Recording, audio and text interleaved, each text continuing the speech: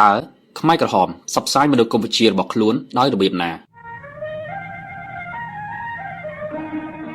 បន្ទាប់ពីការធ្វើរដ្ឋប្រហារទម្លាក់សម្ដេចនរោត្តមសីហនុក្នុងខែមិនិនាឆ្នាំ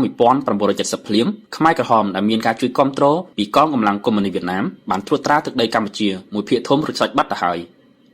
នៅក្នុងតំបន់រំដោះទាំងនោះពួកគេបានបញ្ចូលមនោគមវិជ្ជាទៅកាន់ប្រជាជនជាបន្តបន្ទាប់តាមរយៈការប្រជុំនានាហើយដែលអត្ថន័យនៃមនោគមវិជ្ជាទាំងនោះត្រូវបានបង្ហាញតាមរយៈការសម្ដែងនិងចម្រៀងផងដែរមនោគមវិជ្ជារបស់ពួកគេក៏ត្រូវបានចាក់ផ្សាយតាមវិទ្យុភាសាខ្មែរនៅក្នុងទីក្រុងហាណូយសមាជិកបកនិងទាហានក៏ត្រូវបានបំពាក់បំពន់តាមរយៈការចូលរួមក្នុងវគ្គបណ្ដុះបណ្ដាលនយោបាយនានានៅគ្រប់ទម្រង់ទាំងអស់នៃការឃោសនាទាំងនោះពួកគេលើកឡើងអំពីបដិវត្តប្រជាជាតិនិងបដិវត្តប្រជាធិបតេយ្យបដិវត្តប្រជាជាតិសំដៅទៅលើការរំដោះប្រទេសចេញពីរបបដែលពួកគេហៅថារបបចក្រពត្តិនិយមរីឯបដិវត្តប្រជាធិបតេយ្យមានន័យថាពួកគេចង់លុបបំបាត់វណ្ណៈជិះជាន់ដូចជាពួកសក្តិភូមិពួកមូលធន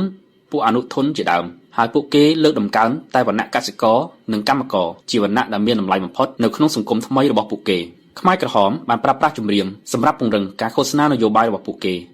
នៅតាមតំបន់រំដោះខ្មែរក្រហមបានប្រើពាក្យបដិវត្តជំនួសពាក្យប្រពៃណីសន្តិភាពនិងពាក្យស្នេហាក្នុងគោលបំណងបណ្ដុះស្មារតីបដិវត្តក្នុងចិត្តគំនិតរបស់ប្រជាជន